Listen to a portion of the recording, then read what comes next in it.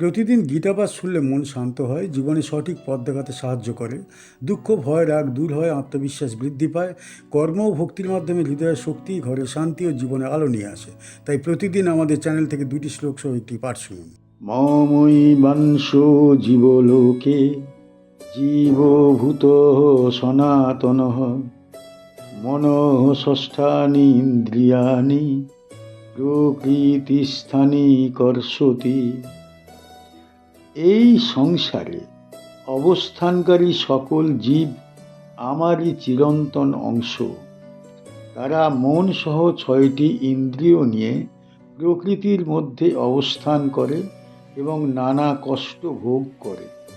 মম মানে আমার, এব মানে ই, অংশঃ মানে অংশ, জীব লোকে মানে জীব জগতে, জীবভূতঃ মানে জীব রূপে প্রকাশিত, সনাতনঃ মানে চিরন্তন, মনঃ মানে মন, ষষ্ঠানি মানে 6টি, ইন্দ্রিয়াণি মানে ইন্দ্রিয় সমূহ, প্রকৃতিস্থানি মানে প্রকৃতিতে অবস্থানকারী, কর্ষতি মানে টানে বা কষ্ট ভোগ করে।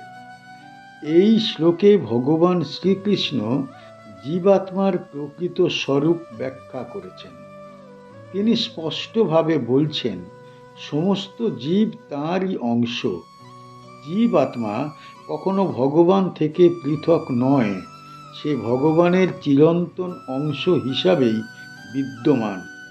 তবে যখন জীব প্রকৃতির বন্ধনে আবদ্ধ হয়, তখন সে নিজের সত্য স্বরূপ ভুলে যায়। মন ও 5 ইন্দ্রিয়ের মাধ্যমে সে ভৌতিক জগতের সঙ্গে যুক্ত থাকে।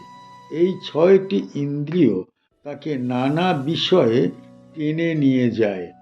এই আকর্ষণ ও আসক্তির ফলে জীব সুখ বা দুঃখ ভোগ করে। প্রকৃতিস্থানী শব্দ দ্বারা বোঝানো হয়েছে যে জীব যখন প্রকৃতির অধীনে থাকে তখন সে স্বাধীন থাকে না। কর্ষতি মানে টানাপোড়েন ও সংগ্রাম। জীবাত্মা এই জগতে মানসিক ও শারীরিক কষ্টের মধ্যে পড়ে।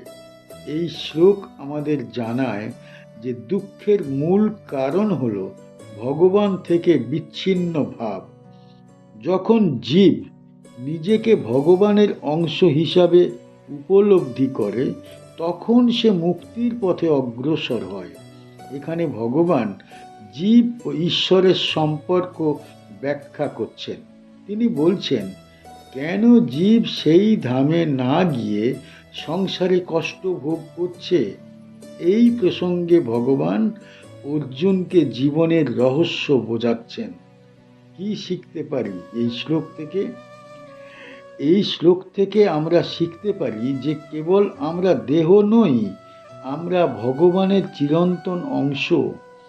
আমরা বুঝতে পারি যে ইন্দ্রিয় আসক্তি আমাদের দুঃখের কারণ। এই শ্লোক আমাদের শেখায় যে মন ও ইন্দ্রিয়কে নিয়ন্ত্রণ করা কতটা গুরুত্বপূর্ণ। আমরা আরও শিখতে পারি যে ভগবানের স্মরণ ও ভক্তির মাধ্যমে প্রকৃত শান্তি লাভ হয়। এই শ্লোক আমাদের আত্মসম্মান ও আত্মবোধ জাগ্রত করে। যদি আমরা নিজেদের ভগবানের অংশ হিসাবে স্মরণ করি, তবে আমাদের জীবন হবে পবিত্র, সংযত ও কল্যাণময়। শরীরম ইয়দ বাপ্নোতি ইয়চ্চাপি উৎক্রামতীশ্বরঃ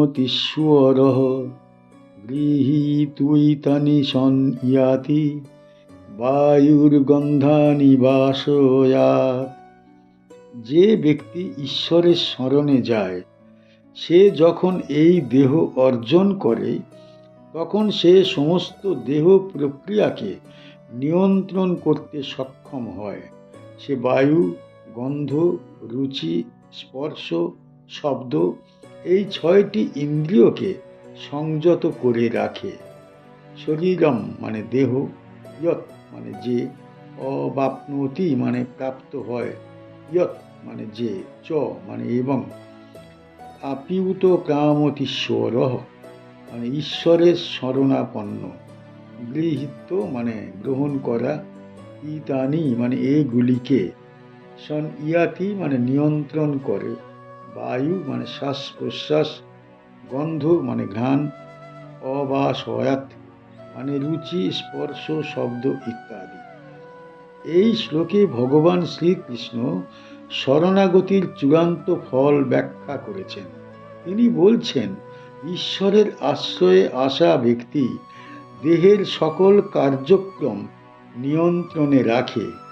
দেহের 6টি ইন্দ্রিয় শ্রবণ, দৃষ্টি, স্পর্শ, স্বাদ, গন্ধ এবং মন, প্রত্যেকটি ইন্দ্রিয় মানুষকে সংসারের প্রতি আকৃষ্ট করে। এই আকর্ষণ জন্ম মৃত্যুর বন্ধন সৃষ্টি করে। যে ব্যক্তি ঈশ্বরের শরণ গ্রহণ করে সে এই ইন্দ্রিয় সংযোগকে নিজের নিয়ন্ত্রণে আনে, সে ইন্দ্রিয়ের দাসত্ব থেকে মুক্ত হয়। এইভাবে সে দেহ নির্ভর কর্ম এবং সম্পর্ক থেকে সংযত থাকে। সংযম বলতে বোঝানো হয়েছে যে মানুষ আর ইন্দ্রিয়ের প্রতি দাসত্ব করে না, বরং সেগুলিকে ঈশ্বরের উদ্দেশ্যে নিয়ন্ত্রণ করে। এতে মন পবিত্র হয় এবং আত্মা স্বচ্ছ হয়ে ওঠে। শ্লোকে বলা হয়েছে, শরীর অর্জন করলে যথেষ্ট নয়, দেহ ও ইন্দ্রিয় নিয়ন্ত্রণের মাধ্যমে মানুষ আত্মিক উন্নতির দিকে অগ্রসর হয়। এই অধ্যায়ে ভগবান সংসার বৃক্ষের প্রতীক ব্যবহার করে জীব ও ঈশ্বরের সম্পর্ক ব্যাখ্যা করছেন। পূর্ববর্তী শ্লোকে তিনি মুক্তিপ্রাপ্ত ব্যক্তির বৈশিষ্ট্য বলেছেন। এই শ্লোকে বলা হয়েছে, দেহপ্রাপ্ত জীব যখন শরণাগতি গ্রহণ করে তখন সে ইন্দ্রিয় সংযমে নিপুণ হয়।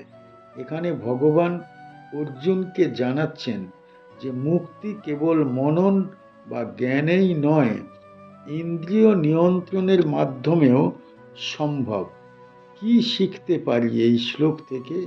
এই শ্লোক থেকে আমরা শিখতে পারি যে দেহ প্রাপ্তি শুধু ভোগের জন্য নয়, দেহের মাধ্যমে আত্মার উন্নতি সম্ভব।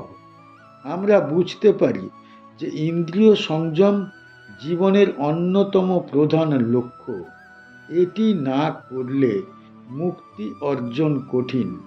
এই শ্লোক আমাদের শেখায় যে ভগবানের শরণাগতি ও নিয়মিত সাধনার মাধ্যমে আমরা দেহ ও ইন্দ্রিয়কে নিয়ন্ত্রণে আনতে পারি। আমরা আরও শিখতে পারি যে আত্মিক শক্তি অর্জনের জন্যে বা মনের শান্তি অর্জনের জন্যে দেহ, মন ও ইন্দ্রিয়কে যথাযথভাবে পরিচালনা করা প্রয়োজন।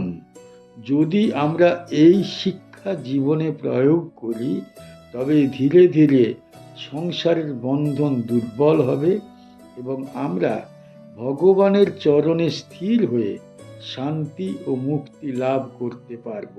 আমাদের চ্যানেলের গীতা পাঠ কেমন হয়েছে, ব্যাখ্যা কেমন হয়েছে, আপনার কেমন লেগেছে কমেন্ট বক্সে অবশ্যই জানাবেন এবং প্রতিনিয়ত গীতা পাঠ শোনার জন্য চ্যানেলটা অবশ্যই সাবস্ক্রাইব করে রাখুন। দেখা হচ্ছে পরের ভিডিও।